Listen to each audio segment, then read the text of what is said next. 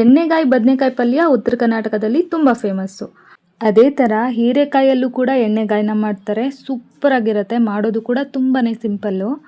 ಹುರಿದಿರೋ ಶೇಂಗಾ, ಒಣ ಕೊಬ್ಬರಿ, ಹುರಿದಿರೋ ಎಳ್ಳು, ಶುಂಠಿ, ಬೆಳ್ಳುಳ್ಳಿ, ಜೀರಿಗೆ, ಅಚ್ಕಾರದ ಪುಡಿ, ಧನಿಯಾ ಪುಡಿ, ಅರಿಶಿನದ ಪುಡಿ, ಹಾಗೆ ಸ್ವಲ್ಪ ಗರಂ ಮಸಾಲ, ಹುಣಸೆಹಣ್ಣು, ಬೆಲ್ಲ, ಟೊಮ್ಯಾಟೊ, ಕರಿಬೇವು, ಕೊತ್ತಂಬರಿ ಸೊಪ್ಪು, ಕಲ್ಲುಪ್ಪು ಇದೆಲ್ಲ ಹಾಕಿ ನೀರು ಹಾಕ್ದೇ ಗ್ರೈಂಡ್ ಮಾಡಬೇಕು. ಇದು ತುಂಬ ನೈಸ್ ಆಗಬಾರ್ದು, ಸ್ವಲ್ಪ ತರ್ತರಿಯಾಗಿದ್ದರೆ ಚೆನ್ನಾಗಿರುತ್ತೆ. ನಂತರ ಎಳೆದಾಗಿರೋ ಫ್ರೆಶ್ ಆಗಿರೋ ಹೀರೆಕಾಯಿನ ಮೇಲ್ಗಡೆ ಇರೋಂಥ ರಫ್ ಸ್ಕಿನ್ನ ಫೀಲ್ ಮಾಡಿ 4 ಭಾಗ ಮಾಡಿ ಕಟ್ ಮಾಡ್ಕೊಂಡು ತಗೊಳ್ಬೇಕು. ಅದಾದ ನಂತರ ಮಧ್ಯದಲ್ಲಿ ಮಸಾಲೆನ ತುಂಬಿ ರೆಡಿ ಮಾಡಿ ಇಟ್ಕೋಬೇಕು. ಈಗ ಒಗ್ಗರಣೆಗೆ ಎಣ್ಣೆ, ಸಾಸಿವೆ, ಜೀರಿಗೆ, ಹಸಿಮೆಣಸಿನ್ಕಾಯಿ ಖಾರ ಇಲ್ಲದಿದ್ದರೆ ಹಾಕ್ಕೊಳ್ಳಿ, ಚೆನ್ನಾಗಿರುತ್ತೆ ಅದು ಕೂಡ ತಿನ್ನೋದಕ್ಕೆ. ಈರುಳ್ಳಿ, ಕರ್ಬೇವಿನ ಸೊಪ್ಪು ಹಾಕಿ ಚೆನ್ನಾಗಿ ಇದನ್ನು ಬಾಡಿಸ್ಕೊಳ್ಬೇಕು. ಇದಾದ ನಂತರ ಸ್ವಲ್ಪ ಉಪ್ಪನ್ನು ಸೇರಿಸ್ತಾ ಇದ್ದೀನಿ. ಜಾಸ್ತಿ ಉಪ್ಪು ಬೇಕಾಗೋದಿಲ್ಲ, ಮಸಾಲೆಗೂ ಕೂಡ ಸೇರಿಸಿದ್ವಿ ಅಲ್ವಾ, ಹಾಗಾಗಿ.